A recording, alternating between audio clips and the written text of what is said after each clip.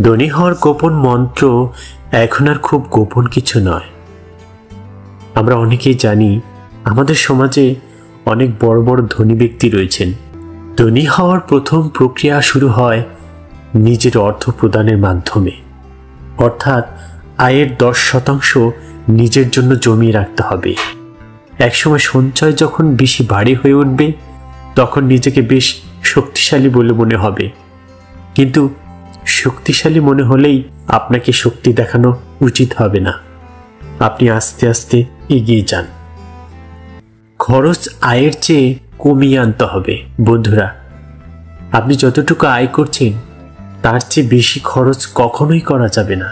যতই আয় হোক আপনাকে সেখান থেকে সঞ্চয় করতে জানতে হবে, রেখে দিতে হবে কিছুটা। যত ব্যয় হোক না কেন তা আয়ের চেয়ে কমিয়ে আনার প্রচেষ্টা চালিয়ে যেতে হবে। বাড়তি থাকলে কমাতে থাকুন।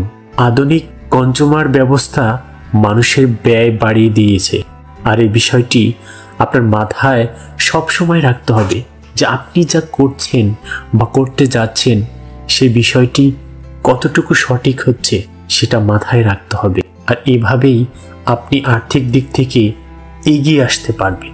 এক্ষেত্রে আর কাজ জানান, ভেবেচিন্তে প্রয়োজনীয় খরচগুলো খুঁজে বের করে তা বাদ দিতে হবে।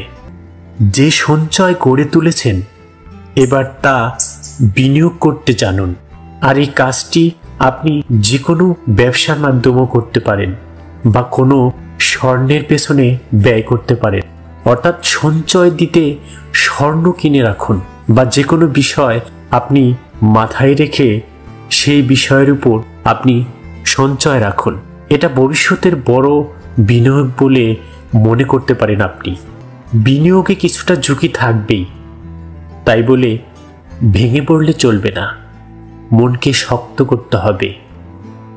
যে কাজে ঝুঁকি আছে সে কাজে আপনাকে বিশ্বাস এবং মনকে শক্ত রেখে সামনের দিকে এগিয়ে যেতে হবে।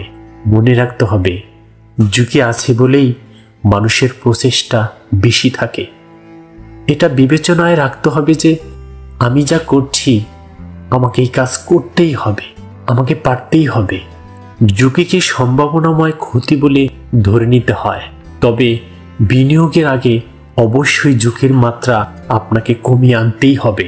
আপনার প্রচেষ্টাই আপনাকে সফলতার শীর্ষে পৌঁছে দেবে। মাথার উপর ছাদ থাকা জরুরি একটি বিষয় হতে পারে আপনার। এটি স্থায়ীভাবে নিজের করে নিতে পারলে সবচেয়ে ভালো হবে, তবে আপনি কতটুকু যোগান দিতে পারবেন তা কিন্তু আপনাকে অবশ্যই বুঝতে হবে। একটি থাকার জায়গা কেনার সময় এতে লুকানো খরচ রয়েছে কিনা তা আপনাকে বুঝতে হবে। মনে রাখতে হবে আপনি যা করছেন তা আপনার জন্য আসলে সঠিক হচ্ছে কিনা।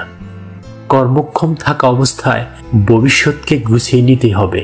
বন্ধুরা, আপনি কর্মরত অবস্থায় আপনার ভবিষ্যৎ কতটুকু গুছাতে পারবেন সে বিশ্বাস আপনার মনের ভিতরে সবসময় যেন অটুট থাকে। অবসরে যাওয়ার পর বা কর্মক্ষমতা হারানোর পর আপনি যেন উপার্জনের উপায় থাকে তা আগে থেকেই প্রস্তুত করে রাখতে পারেন।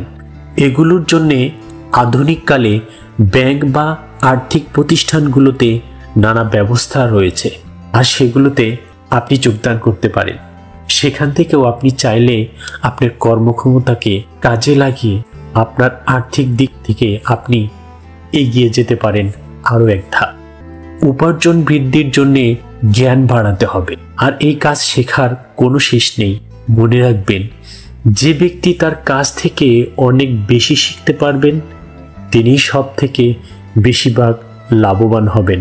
আপনার ধৈর্য, আপনার বিশ্বাস আপনাকে একসময় দেখবেন আপনি আপনার মনের অজান্তেই ধনী হতে পেরেছেন।